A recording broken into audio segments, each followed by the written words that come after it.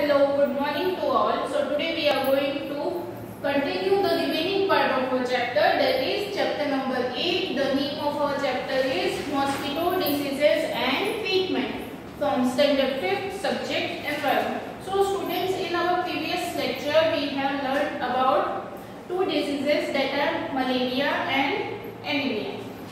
And we have also learned about its symptoms and its cure, treatment. Okay, now today we will continue that. So all of you open page number 70. Here two reports are given of anemia. Okay, two reports are given of a patient named Aarti and she is suffering from anemia. Okay, यहाँ पे आपको दो report दी हुई है जिसकी जो patient है आरती वो किससे सफर कर रही है, अनीमिया से। हमने अपने लास्ट लेक्चर में पढ़ा था कि जो पेशेंट जो बच्चा अनीमिया से सफर कर रहा होता है उसकी बॉडी में आयरन की कमी हो जाती है और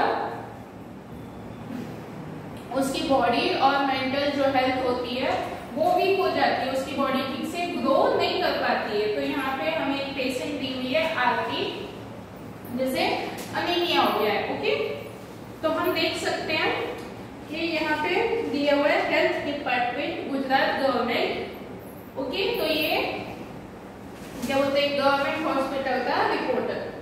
उसमें डेट यहाँ पे दी हुई है 30 जनवरी 2019 और यहाँ पे डेट है 30 जून 2019। ओके, और यहाँ पे नेम है, उसकी एज 12 इयर्स है और वो फीमेल है, एक लड़की है और उसकी बीमारी डायग्नोसिस क्या है, अनीमिया से वो सफर कर रही है। और हीमोग्लोबिन जब ब्लड टेस्ट करते हैं तो उसमें हीमोग्लोबिन मेजर किया जाता है तो उसका हीमोग्लोबिन 8 है, यहाँ पे है 12.5।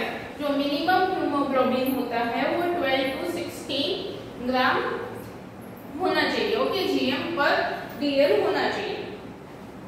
Here some questions are given to you based on these reports. Okay, now look at Aarti's blood test report and find out the minimum required hemoglobin. तो minimum required hemoglobin अभी मैंने आपको बताया 12 to 16 होना चाहिए, तो minimum 12 है। Okay, so answer is the minimum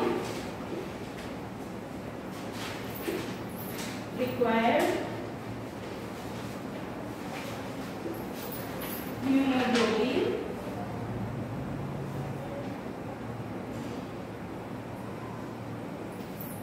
is 12 gm per dl.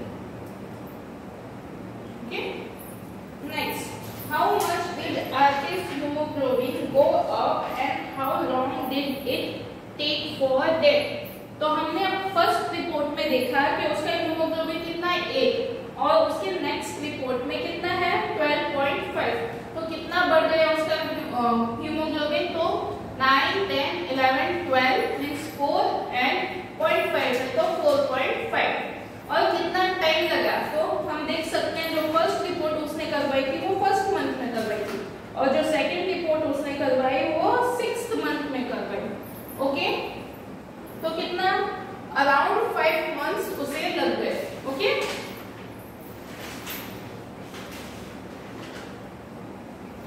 तो Aarti's hemoglobin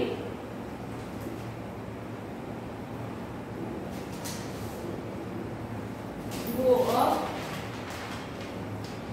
by 4.5 ml per dl and it take जनवरी में कराया था तो जनवरी फरवरी मार्च अप्रैल मई and June, around it take around 5 months. Okay, next, what does the newspaper report say about the problems caused by anemia? हमने अपने फर्स्ट लेक्चर में देखा था कि यहाँ पे एक न्यूज़पेपर रिपोर्ट दी हुई है आपको ऊपर, उसमें अनीमिया में जो दिल्ली में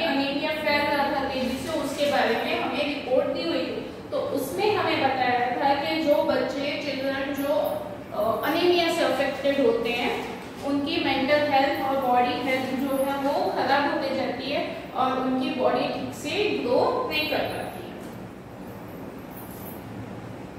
तो the children, the newspaper report says that the children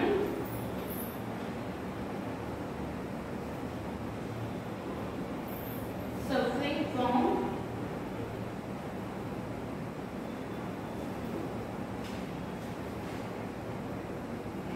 anemia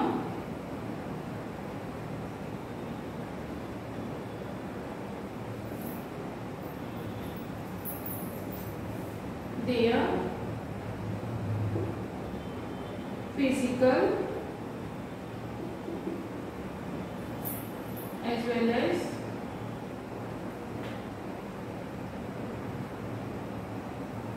mental health affects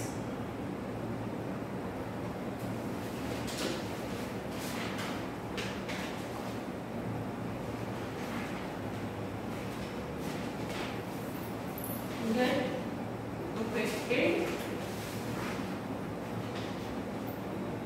and they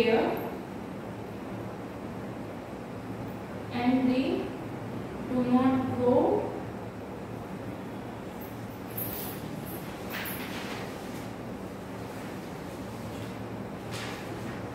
well and their energy level decreases. Okay. Next, have you or anyone in your family ever needed to get a blood test? When and why? क्या आप या आपकी family में से किसी ने कभी blood test करवाया है? If your answer is yes, तो when and why? What is the reason behind that? तो I am writing yes, I have needed to get blood test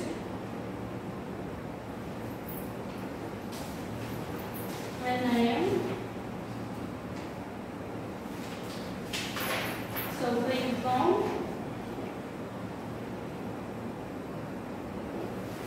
severe fever.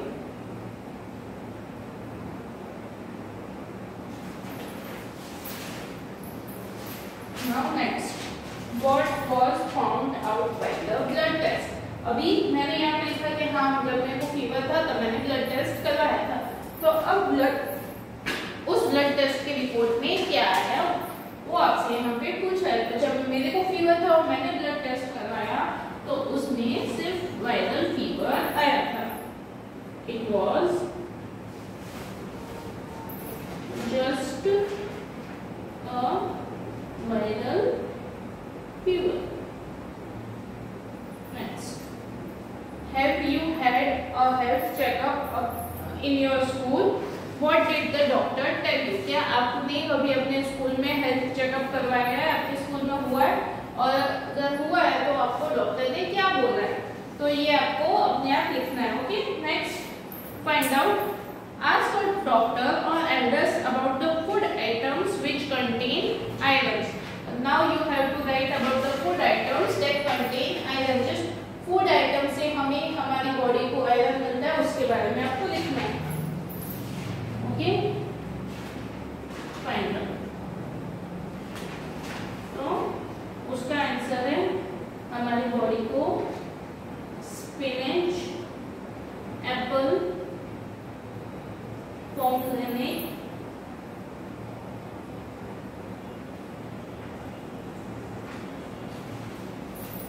beans,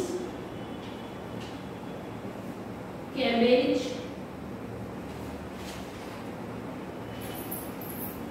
etc. इन सब food item से हमारी body को क्या मिलता है? Iron मिलता है। जो ग्रीन लीफी वेजिटेबल्स होते हैं वो आयरन होते होंगे। Okay, now baby mosquito larvae. Okay, जो बेबी मॉस्किटोज होते हैं उन्हें क्या बोलते हैं? Larvae. Harpreet, there is a poster on malaria just outside our class. हमारे क्लास के बाहर एक पोस्टर लगा हुआ है about malaria. Okay, everyone goes out to look. तो सब लोग वहां बाहर जाते हैं वो पोस्टर देखने के लिए। Now are you inviting mosquitoes? उस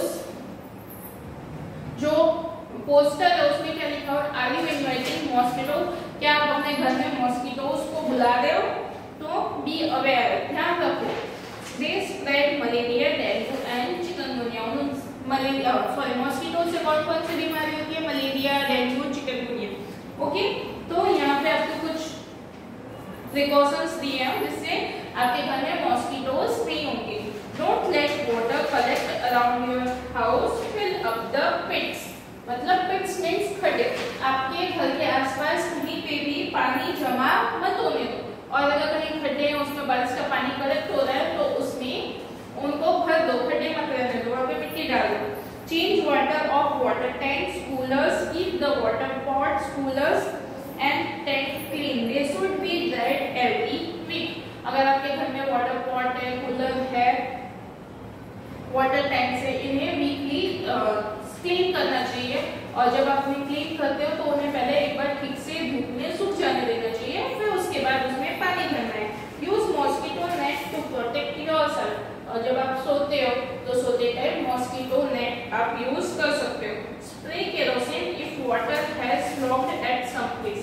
और अगर कहीं पे पानी जमा हो गया है तो आप वहां पे केरोसिन जो होता है उसे स्प्रे कर सकते हो, जिसकी वजह से मॉस्किटोज नहीं होंगे। Okay, now here some conversation is there.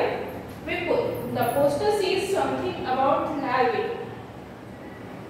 What are those? विपुल पूछ रहा है कि यहाँ पे लार्वे के बारे में कुछ बताया गया है, तो वो क्या है? उसे क्या बोलते हैं? तो निशा is saying they are baby mosquitoes but they do not look like mosquitoes at all.